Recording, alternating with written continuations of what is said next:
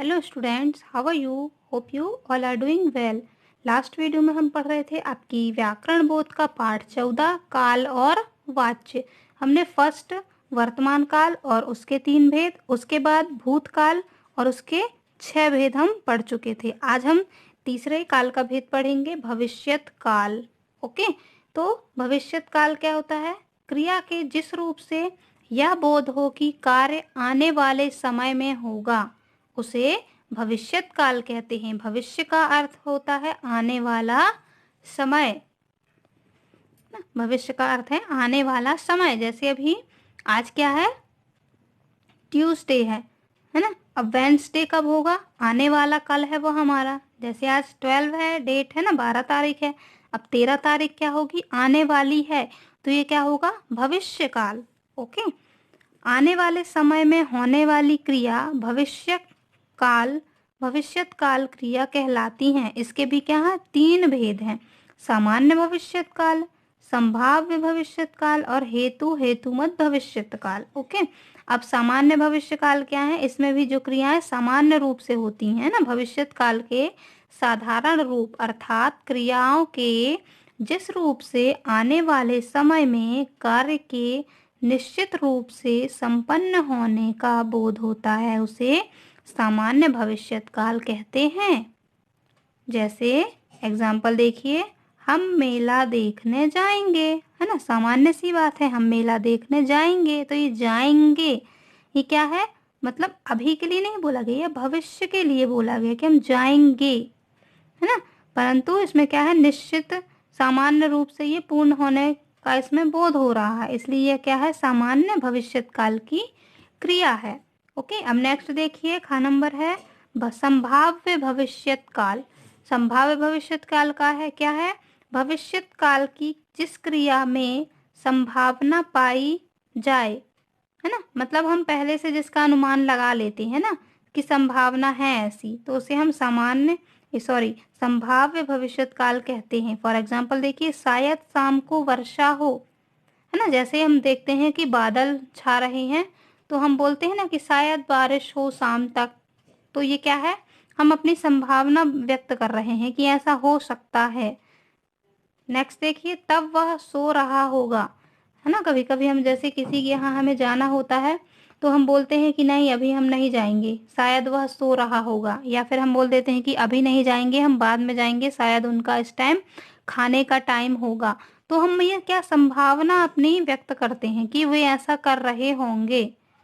Okay, तो ये क्या है? संभाव्य भविष्यत काल। मतलब भविष्य काल में हम अपनी संभावनाएं बताते हैं। नेक्स्ट है हेतु मद हेतु, है ना।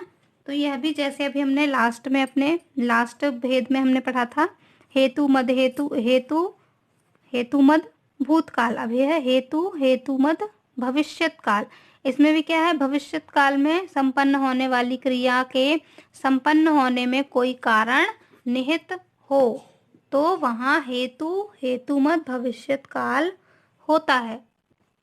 एग्जाम्पल देखिए, आप बुलाओगे तो मैं अवश्य आऊंगा, है ना। आप बुलाओगे तो मैं अवश्य आऊंगा।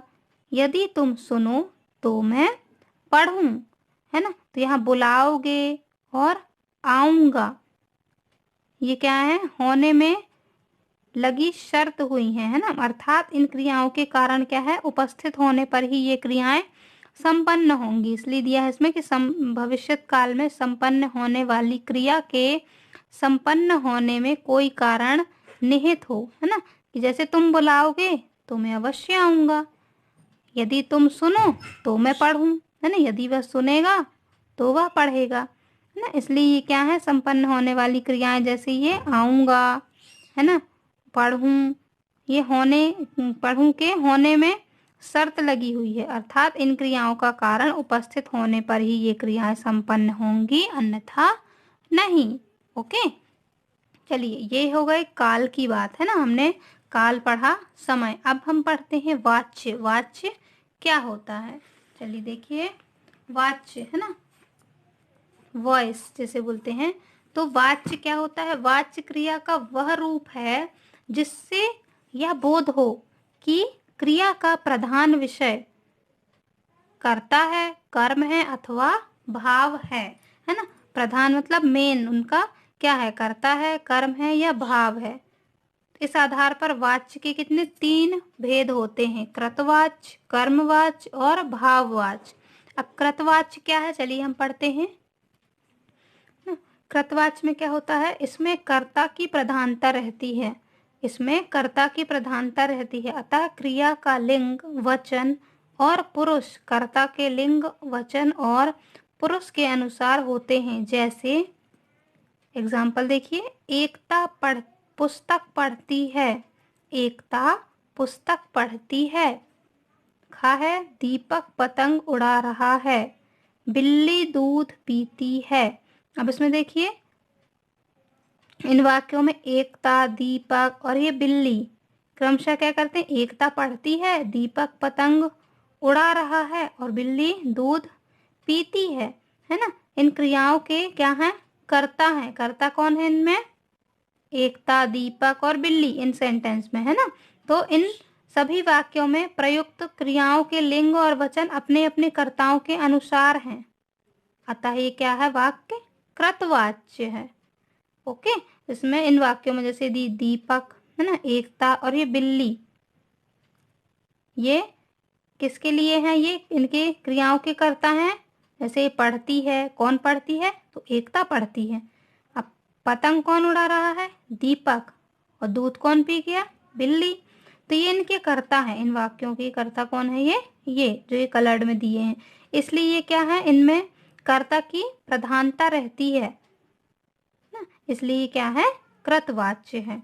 नेक्स्ट पढ़ते हैं हम कर्मवाच्य। इसमें कर्म प्रधान रहता है ना, इसमें कर्म की प्रधानता रहती है। अतः लिंग क्रिया का लिंग और वचन कर्म के लिंग और वचन के अनुसार होता है। इसमें क्रिया सदा सकर्मक पुल्लिंग होती है। जैसे देखिए, एकता के द्वारा पुस्तक पढ़ी जाती है, एकता के द्वारा पुस्तक पढ़ी जाती है, दीपक से पतंग उड़ाई जाती है, बिल्ली से दूध पिया जा रहा है। अब इन वाक्यों में देखिए, पढ़ी जाती है, उड़ाई जाती है और पिया जा रहा है, ये सभी क्या हैं, क्रियाएं हैं, है ना। क्या है, क्रिया है ये इनकी। तो ये क्रिया है, कर्म के लिंग और वचन के अनुसार प्रयोग में लाई गई हैं। अतः ये क्या है, कर्मवाच्य है। ओके, इनमें कर्म की प्रधानता है। नेक्स्ट पढ़िए, देखिए क्या लिखा है, भाववाच्य। भाववाच्य क्या है, इसमें कर्ता या कर्म प्रधान ना होकर केवल क्रिया का भाव प्रधान रहता है ना। कृतवाच्य में कर्ता प्रधान होता है, कर्मवाच्य में कर्म प्रधान होता है और भाववाच्य में भाव की केवल क्रिया का भाव प्रधान होता है ना, न कर्ता न कर्म, क्रिया का भाव प्रधान होता है। इसलिए इसमें क्रिया सदा अकर्मक पुल्लिंग होती है। जैसे एकता से एकता से पढ़ा नहीं जाता, दीपक से उड़ाई नहीं जाती, बिल्ली से पिया नहीं जाता।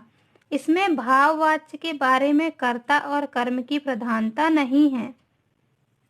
इसमें मुख्यतः अकर्मक क्रिया का प्रयोग होता है। इसमें निषेधार्थक वाक्य ही भाववाच्य में प्रयुक्त होते हैं। इसमें क्रिया सदा पुल्लिंग अन्य पुरुष एक वचन की होती है ना। जैसे एकता से पढ़ा नहीं जा रहा है, क्या पढ़ा नहीं जा रहा है, पुस्तक नहीं पढ़ा जा रहा, परंतु पढ़ा नहीं जा रहा है सिर्फ। दीपक से उड़ाई नहीं जा रही है, क्या वह पतंग उड़ा रहा था, तो लेकिन यहाँ पर क्या है, सिर्फ दीपक से उड़ाई नहीं जाती। तो इसमें क्या है कि कर्ता और कर्म की प्रधानता इनमें नहीं है, सिर्फ भाव की प्रधानता है इनमें। ओके, नेक्स्ट देखिए, वाच्य परिवर्तन, है ना। वाच्य परिवर्तन कैसा होता है, कैसे करते हैं, कृतवाच्य से कर्मवाच्य बनाना, कृतवाच्य से कर्मवाच्य बनाना। कर्ता के साथ से, द्वारा, है ना, कर्ता के साथ यदि से द्वारा, ये के द्वारा आदि जोड़ दिया जाता है। कर्म के बाद मुख्य धातु में आ अथवा या जोड़ दिया जाता है तथा उसके बाद ज धातु आती है। अब देखिए, कृतवाच्य और कर्मवाच्य। कृतवाच्य में देखिए, महिमा, कविता, लिखती है ना। ये क्या है, कृतवाच्य, इसमें कर्म प्रधान है कि कौन कविता लिख रही है, महिमा कविता लिखती है। ठीक है, तो कर्ता के साथ या कर्ता के द्वारा आदि जोड़ दिया जाता है। अब नेक्स्ट देखिए, कर्मवाच्य में महिमा के द्वारा, महिमा के द्वारा कविता लिखी गई। द्वारा के द्वारा है ना, किसके द्वारा, महिमा के द्वारा कविता लिखी गई है। कृतवाच्य से जब हम कर्मवाच्य बनाते हैं तो कर्ता के साथ के द्वारा या से द्वारा हम जोड़ देते हैं।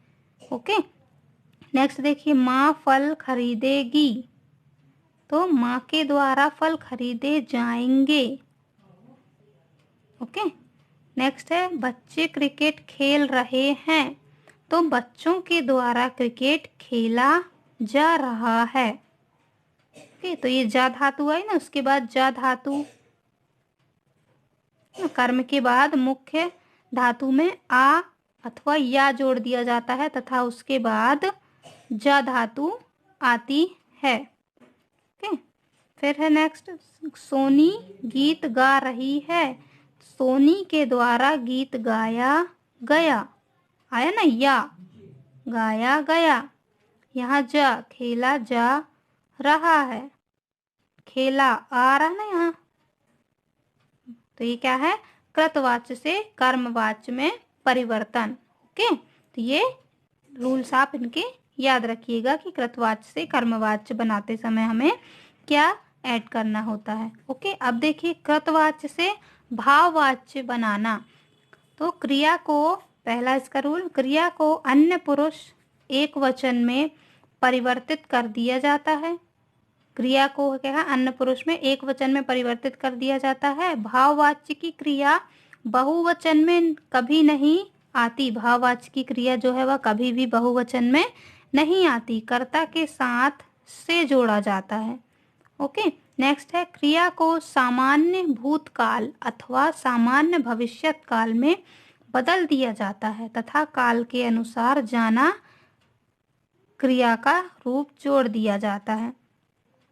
क्रिया को सामान्य भूतकाल और सामान्य भविष्यत काल में बदलने के बाद काल के अनुसार, है ना, कि वह भूतकाल है या भविष्य काल है, उसके अनुसार जाना क्रिया उसमें जोड़ दिया जाता है। नेक्स्ट है, भाववाच्य के वाक्य प्रायः नकारात्मक होते हैं, है ना, नकारात्मक नेगेटिव होते हैं, अतः कृतवाच्य के वाक्यों में नहीं जोड़ दिया जाता है, नहीं, है ना, नेगेटिव वाक्य इसलिए नहीं जोड़ दिया जाता। अब देखिए, कृतवाच्य है, प्रियंका नहीं नाचती है, प्रियंका नहीं नाचती है, तो क्या है, भाववाच्य के वाक्य में नकारात्मक होते हैं इसलिए कृतवाच्य के वाक्यों में नहीं जोड़ दिया गया यहाँ, परंतु भाववाच्य में जब हम से बदलेंगे तो क्या आ जाएगा, प्रियंका से नाचा नहीं जाता है।